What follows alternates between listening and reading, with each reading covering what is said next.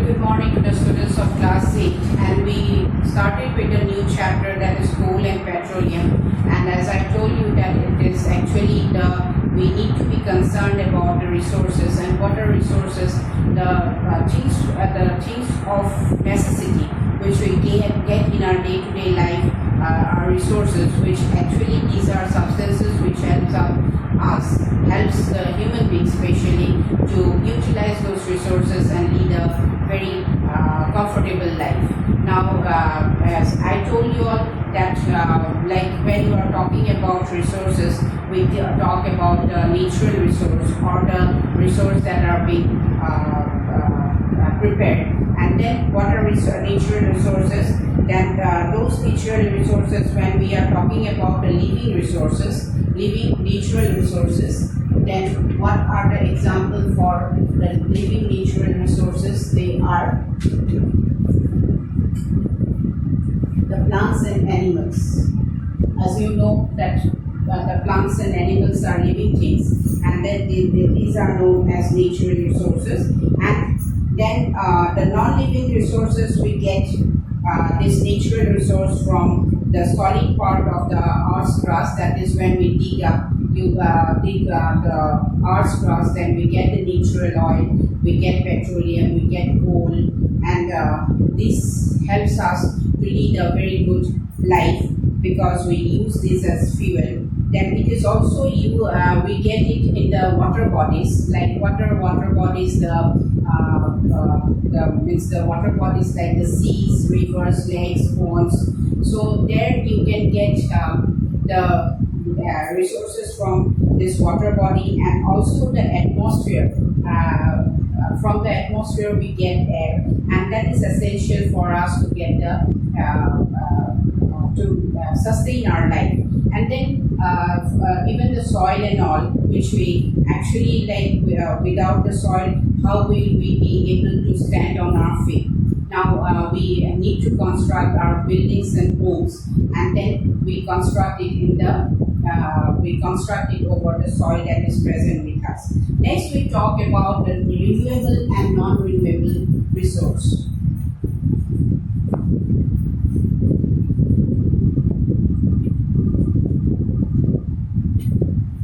Renewable and non-renewable resource. Renew, that means, look at this word renew, that means we can renew or get back these resources. And non-renewable means if we consume it, we will not be able to get back so easy. So it will take lots of time. Now, what is renewable? Example of renewable resource is solar energy. And now you must have observed that lots of the government is undertaking lots of initiative to convert the solar energy into the light energy by trapping solar energy, and after that they install the solar plates, and then electricity can be generated. So that is way of saving the energy for the future, and we have to be very concerned about the use of the resources like water.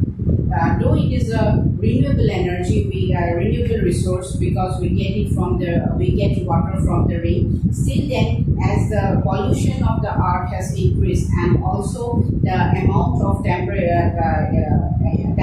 has increased, the amount of rainfall has decreased. In fact, if you have gone through the news this time, that Assam has got 50% less rainfall this year.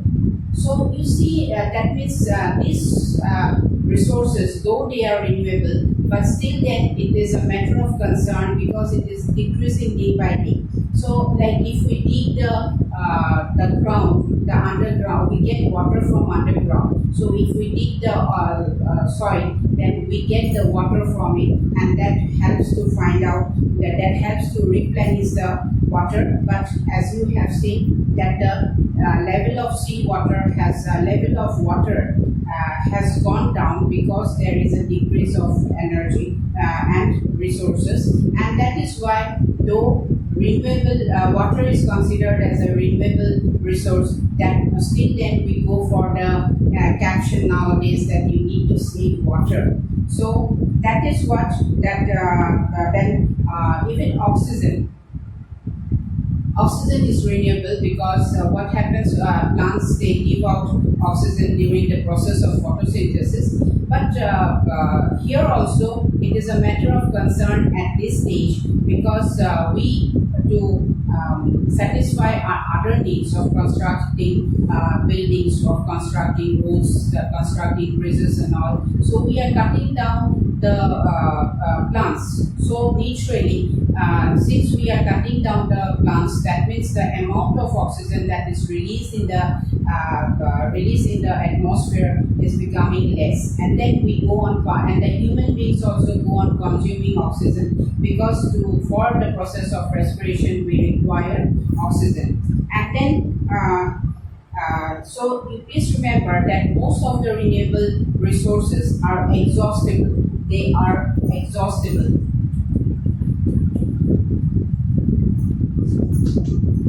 That means it can get exhausted. That means it can get finished, and that will disturb the natural balance of the different resources in the atmosphere. So now non-renewable resources, as I told you, it cannot be replenished or replaced very soon. It takes lots of time. Like if you use the fuels like petroleum, then the natural gas or coal, it will take millions of years to replenish. It will take lots of time to get back. So that is why we have to be very concerned about the use of the resources. And like there are some metals like iron and all, which we can, like, even if it is being used, so we can again use it in a different way by the process of recycling. And you have already learned about the 4 R's principle. So that is what these metals can be used again and again, and these non-renewable resources which can be used again and again are known as the process is known as the recycling. So that means, as I was talking about about renewable and non-renewable resources, even renewable resources, as I told you, if you go on using it without any thought, then at one time it will get exhausted. And that is why you have to be very concerned about one thing, is that it should be used in a proper manner. So that is why the term conservation of resource comes into being. So that is why the term conservation of resources comes into being.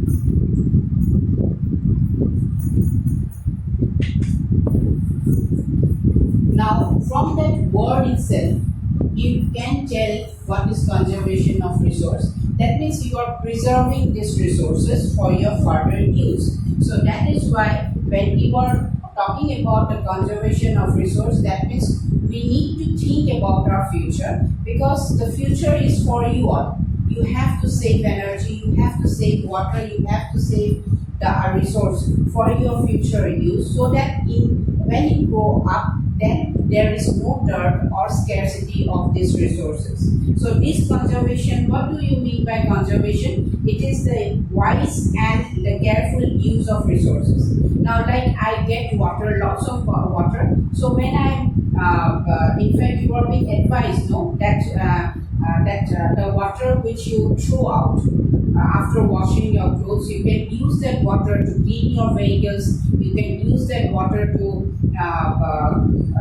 water the plants, right? So that means you are using that water which is being wasted, and then you can reuse it, because that is known as conservation. That means you are using it for using it wisely and properly, so that in future it is of your help. So you are not wasting the resource. Means I am not only talking about water, I am talking about the resource, right? So you are maintaining their quality, and also you are using it carefully, so that in future it is not be there is no scarcity and it is not being wasted just like that. So why now it has become very like before the population was less, then what happens, there was no scarcity. Since the population was less, there are lots of trees and all, the pollution was less, so there was no scarcity. But now this conservation of resources is such an important topic nowadays that why it is, because as you know the population of the world has increased a lot, and that means the consumption of these resources also has increased. So that will lead to the decrease of this resource, and also since the technology or the progress of the society has increased manifold, that means their needs also have increased, and their now before you have seen people means in the villages or even during our times there was no current. When there was no current, we used to use the hand fan. Before that there was no inverter, and then also people there was no means the fans and all was not there. So naturally, how do they satisfy the heat of the temperature, growing temperature in the atmosphere? So they take a hand fan and then they move around so that they get the air and make them cool. In fact, you this few years back, you would have seen, if you have gone to the villages, that there were no fans, and then what happens, they used to lie down at bed and then go on moving the hand fan, and that way there was not much necessity. Now, without the inverter or the generator, you cannot stay without a minute during the summer days, especially without the fan or the AC. So that means the need of the human beings have increased, and that actually tells you that the average resource which is being consumed by a single person has increased considerably. And because of these factors, these two factors, the natural resources are being used up. Now before you would have seen lots of trees which grows in the forest. Nowadays the forest areas are also cleared to satisfy the needs of the human beings. Now that means the number of trees that grows in the forest is decreasing. So that means if we do not practice conservation, then what will happen? In fact, you will endanger or you will put your future in danger, and the survival of the human beings will be very difficult. So we have learned about some non-renewable resources like natural gas, coal, petroleum, and this is very important that you need to conserve not only natural resources, but which are being means not only the renewable resources, but also the non-renewable resources. Non-renewable resources. Now, when you are driving a car, then the machine means the engine is put on. So what happens here is that the engine, when it is being put on, you can see that. Especially during the area where you need to put on the engine, you are advised to put on off the engine so as to conserve the fuel. So I will continue my discussion in the next class. So till that time, do have a good time and thank you.